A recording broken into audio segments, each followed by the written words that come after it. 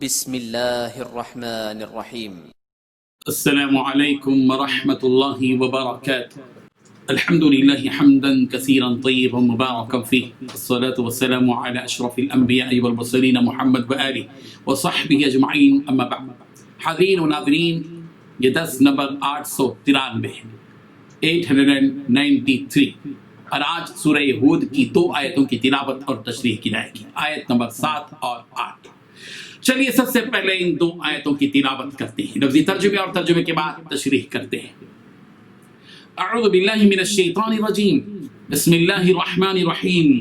وهو الذي خلق السماوات والأرض في 6 أيام وكان عرشه على الماء ليبلوكم أيكم أحسن عملا ولئن قلت إنكم مبعوثون من بعد الموت ليقولن الذين كفروا إن هذا إلا سحر مبين ولئن أخرنا عنهم العذاب إلى أمة معدودة ليقولن ما يحبس ألا يوم يأتيهم ليس مصروفا عنهم وحاق بهم ما كانوا به يستهزئون۔ صدق اللہ العظیم۔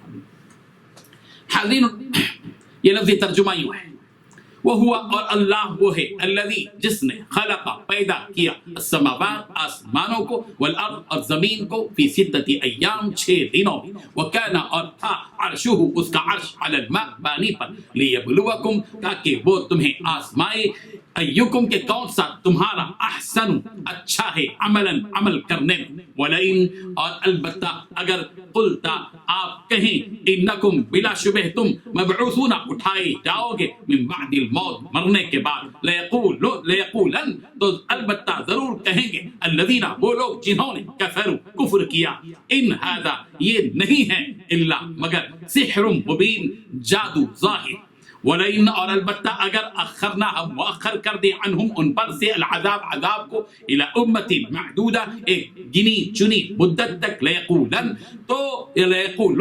تو البتہ وہ کافر ضرور کہیں گے ما کون سی چیز یحبسو اسے روک رہی ہے، الا آگاہ رہو یوم جس دن یأتیہم وہ عذاب ان کے پاس آئے گا، لیس مصروفا وہ پھیرا نہیں جائے گا، عنہم ان سے وحاق اور گھیر لے گا، بہم انہیں ما وہ عذاب کے کانو تھے وہ بھی اس کے ساتھ یستہزئون استہزاء کرتے۔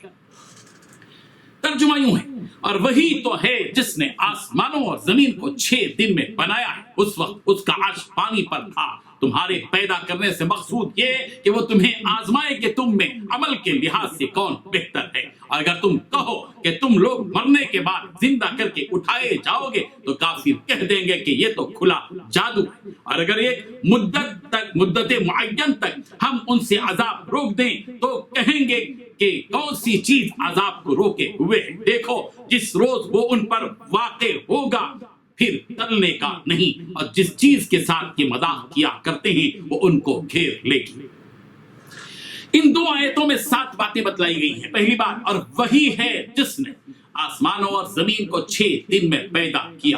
دوسری بات، اور اس کا عرش پانی پر تھا۔ تیسری بات، تاکہ وہ تمہیں آزمائے کہ تم میں اچھا عمل کون کرنے والا ہے۔ چوتھی بات، اور اگر آپ ان سے کہیں کہ بے شک تم موت کے بعد اٹھائے جاؤ گے تو کافی لوگ ضرور یوں کہیں گے کہ پس یہ تو کھلا ہوا جادو ہے۔ پانچویں بات، اور اگر ہم تھوڑی سی مدت تک ان سے عذاب کو مؤخر کر دیں تو وہ ضرور یوں کہیں گے کہ عذاب کو کون سی چیز روک رہی ہے۔ چھٹویں بات، خبردار جس دن ان کے پاس عذاب آ جائے گا تو وہ ان سے ہٹایا نہ جائے گا۔ ساتویں بات، اور جس کا وہ مذاق بنایا کرتے تھے وہ ان کو گھیر لے گا۔ حاضرین کرام، اللہ تبارک و تعالی اپنے بندے کو یہاں اس بات کی خبر دے رہے ہیں کہ اس کو ہر چیز پر قدرت و طاقت ہے۔ ایسا نہیں ہے کہ بندوں کی طرح کسی کام کرنے کی طاقت ہو اور کسی کام کی طاقت نہ ہو۔ اللہ تعالیٰ اس قسم کی عاجزی اور کمزوری سے بالکل پاک ہے۔ وہ جس کا ارادہ کرے، ایسا نہیں ہے کہ وہ کام اس کے لیے مشکل ثابت ہو گیا اور اس نے وہ کام چھوڑ دیا، بلکہ حقیقت یہ ہے کہ وہ علی کل شیء قدیر، کہ اللہ تبارک و تعالیٰ وہ پاک پروردگار ہر چیز پر قدرت رکھتا ہے، وہ اس قدر قادر و مختار ہے کہ اس نے تمام آسمان اور زمین کو صرف 6 دن میں پیدا فرمایا۔ 6 دن سے مراد 6 دن وہ نہیں جو ہماری گنتی میں ہیں، یعنی 12 گھنٹے والے دن، بلکہ 6 دن سے مراد وہ دن ہے جو اللہ کے ہاں 6 دن ہے۔ اللہ کے ہاں کا ایک دن ہمارے پاس کے 1000 سال کے برابر ہے۔ سورہ حج کی آیت نمبر 47 میں یہی بات کہی گئی وَإِنَّ يَوْمًا عِنْدَ رَبِّكَ كَأَلْفِ سَنَةٍ مِمَّا تَعُدُّونَ کہ تمہارے پروردگار کے پاس ایک دن 1000 برس کے برابر ہے جو تم شمار کرتے ہو۔ اس کا واضح مطلب یہ نکلا کہ آسمانوں اور زمین کو اللہ تبارک و تعالیٰ نے ہمارے دنوں کے حساب سے 6000 سال میں پیدا فرمایا۔ سورہ معارج کی آیت نمبر 4 پر بھی غور کیجیے کہ اللہ کے ہاں کا ایک دن 50,000 سال کے برابر ہے۔ تعرج الملائکۃ والروح الیہ فی یوم کان مقدارہ 50,000 سنہ، جس کی طرف روح القدس اور دوسرے فرشتے چڑھتے ہیں اس روز نازل ہوگا جس کا طول 50,000 برس ہوگا۔ دوسری بات جو یہاں بتائی گئی وہ کان عرشہ علی الماء، اس کا عرش پانی پر تھا۔ اس کا مطلب یہ کہ جب اللہ تبارک و تعالیٰ نے آسمان و زمین پیدا فرمائے اس وقت اللہ کا عرش پانی پر تھا۔ اس سے یہ معلوم ہوا کہ آسمان و زمین کی پیدائش سے پہلے پانی کا بھی وجود تھا اور عرش کا۔ عرش تمام مخلوقات میں اعظم ترین مخلوق ہے اور ہم اس عرش کی حقیقت معلوم کرنے سے قاصر ہیں۔ ہم تو بس اسی طرح ایمان رکھتے ہیں جس طرح اللہ تبارک و تعالیٰ نے ہمیں اس عرش کے بارے میں اطلاع دی۔ رہی بات استوى علی العرش یعنی اللہ تعالیٰ کے عرش پر مستوی ہونے کی، اس سلسلے میں ہم کو اللہ کا عرش پر مستوی ہونا تو معلوم ہے کہ اللہ تبارک و تعالیٰ نے اپنی آخری کتاب میں فرمایا ثم استوى علی العرش، سورہ اعراف آیت نمبر 54 پھر آسمان کی طرف قصد کیا، مگر عرش پر مستوی ہونے کی کیفیت کا ہمیں کوئی پتہ نہیں ہے۔ اس آیت سے اتنا معلوم ہوتا ہے کہ پانی اور عرش دونوں آسمان و زمین کے وجود سے پہلے موجود تھے۔ یہ بھی ایک حقیقت ہے کہ ہر چیز کی پیدائش سے پہلے عرش موجود تھا۔ عرش کا تذکرہ قرآن مجید کی متعدد آیات میں ہے۔ سورہ اعراف آیت نمبر 54، سورہ توبہ آیت نمبر 129، سورہ یونس آیت نمبر 3، سورہ طہ آیت نمبر 5، سورہ بروج آیت نمبر 15، سورہ تکویر آیت نمبر 20۔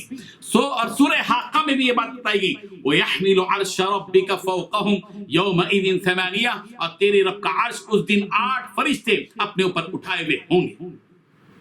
زمین اور آسمان کی تخلیق اور عرش کے تذکرے کے بعد انسانوں سے یہ بات کہی جا رہی ہے کہ لیبلوکم ایکم احسن عملا، یہ سب کچھ اللہ نے اس لیے پیدا کیا تاکہ اللہ تمہاری آزمائش کرے کہ تم میں کون اچھے عمل کرتا ہے۔ آسمان و زمین کی پیدائش ان بندوں کے نفع کے لیے ہے جن کو اللہ تبارک و تعالیٰ نے پیدا کیا تاکہ وہ اس کی عبادت کریں اور اس کے ساتھ کسی کو شریک قرار نہ دیں۔ اللہ تبارک و تعالیٰ نے یہ سب کچھ بیکار پیدا نہیں کیا۔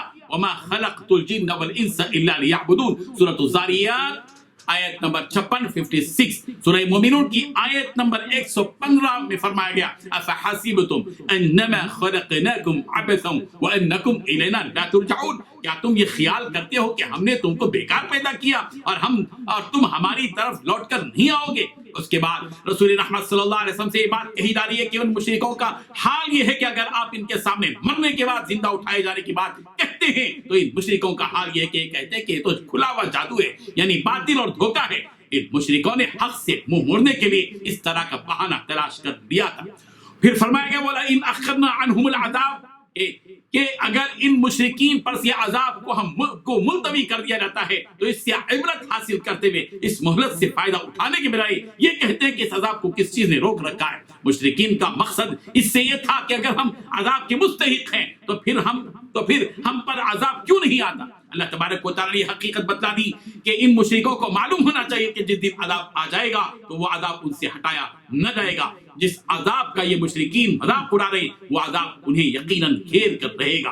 انہیں یہ بات معلوم ہونا چاہیے کہ عذاب کا وقت مقرر ہے، اللہ تعالیٰ اپنی حکمت کے مطابق ان پر اس کے مقررہ وقت پر عذاب بھیجیں گے۔ اللہ تبارک و تعالیٰ ان حقیقتوں کو سمجھنے کی ہم سب کو توفیق عطا فرمائے۔ وآخر دعوانا الحمد للہ رب العالمین۔